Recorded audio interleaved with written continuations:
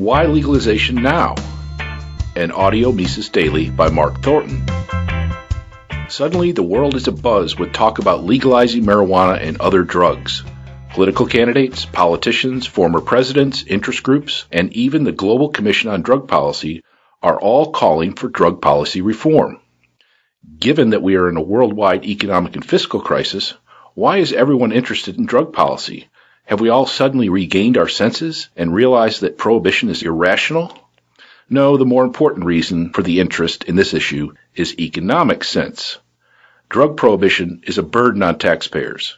It is a burden on government budgets. It is a burden on the criminal justice system. It is a burden on the healthcare system. The economic crisis has intensified the pain from all these burdens. Legalization reduces or eliminates all of these burdens. It should be no surprise that alcohol prohibition was repealed in the deepest depths of the Great Depression. Two Republican presidential candidates, former Governor Gary Johnson and Congressman Ron Paul, support legalization. Ron Paul and Barney Frank have introduced legislation that would allow states to legalize marijuana without federal interference. Former President Jimmy Carter recently published an editorial in the New York Times calling for an end to the global war on drugs, a position he has held since he was president. The organization LEAP, Law Enforcement Against Prohibition, has recently released a report entitled Ending the Drug War, A Dream Deferred, on the 40th anniversary of the war on drugs. They are critical of the war and point out that President Obama is actually making things worse.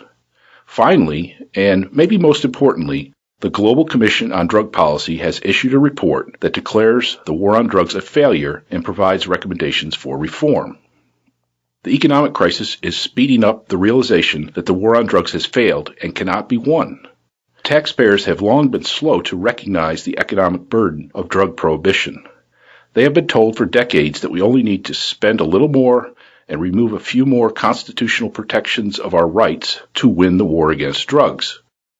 With decades of broken promises, busted budgets with trillion-dollar holes, and a teetering economy in crisis, more and more people are saying no to the war on drugs. Drug prohibition is the single biggest burden on the criminal justice budget. It is also a large burden for more than a dozen budgets within the federal government, and is a growing burden on state and local budgets. The incarceration of hundreds of thousands of nonviolent drug offenders often leads to the breakup of families and the loss of breadwinners, placing additional burdens on social services. The criminal justice system is overwhelmed, and prisons are filled far beyond capacity. As a result, violent criminals are receiving early release from their sentences. Other measures of crime and violence are also disturbing. Street gangs use the illegal drug business to finance and expand their activities. It has been estimated that the United States now has nearly 800,000 gang members. Organized crime continues to grow in number and sophistication, as well as the level of violence. The Mexican army has replaced local police along the border in order to restore order and reduce the more than 10,000 prohibition-related murders last year. From Afghanistan to Zimbabwe, the war on drugs is undermining civilization. People are also realizing that fighting the war on drugs only makes social problems worse.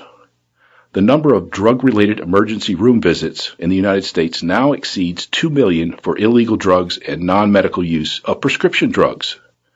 The progression of drug use from marijuana to cocaine, heroin, and crystal meth is clearly negative for health, and that progression is increasingly and correctly seen to be the result of prohibition, not addiction. As I have demonstrated, the failure of California's Proposition 19, legalizing marijuana, should not be seen as a discouraging sign. Rather, it should be seen as a sign of things to come. All over the world, drug prohibition and its repeal or reform is now a matter of debate. In many areas of the world, the drug war has been rolled back. Portugal is a good case in point. They were not winning the war, they were losing it. They were also losing the more general war for prosperity. In desperation, they de facto legalized all drugs. The result was not rampant, widespread drug abuse. Drug use and addiction actually declined, as did violence and disease. 5 years later, the number of deaths from street drug overdoses dropped from around 400 to 290 annually.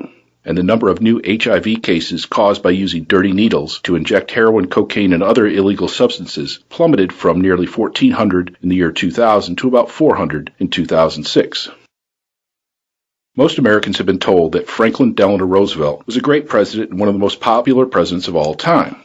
However, most people, even most historians, do not know the reason for his popularity, and that was the repeal of Prohibition. He won the Democratic nomination for president at the 1932 convention by switching from being a dry to a wet, that is, by siding with repeal.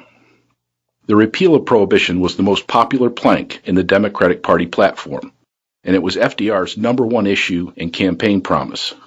He made it his number one priority once he was in office. The results from repeal were immediate and amazing. Taverns, restaurants, breweries, distilleries, wineries all reopened for business. Jobs were suddenly and noticeably available for the first time in years. The unemployment rate plunged from its historic high levels of 25%. Crime and corruption sank, with the murder rate falling to its pre-prohibition level in a matter of a few years. For politicians and government employees, repeal meant a new source of tax revenue and an end to budget cuts. Tax revolts, which had sprung up all across the country in opposition to government, sadly faded away. The people rejoiced that happy days are here again. Well, a similar opportunity lies in our future. As the economic crisis continues to widen and worsen, we need to continue to learn and teach the real lessons of Prohibition, some of which can be found in my free book. To unmask the true nature of government control and to demonstrate the superiority of individualism within a classical liberal environment, we must make ending the war on drugs a top priority.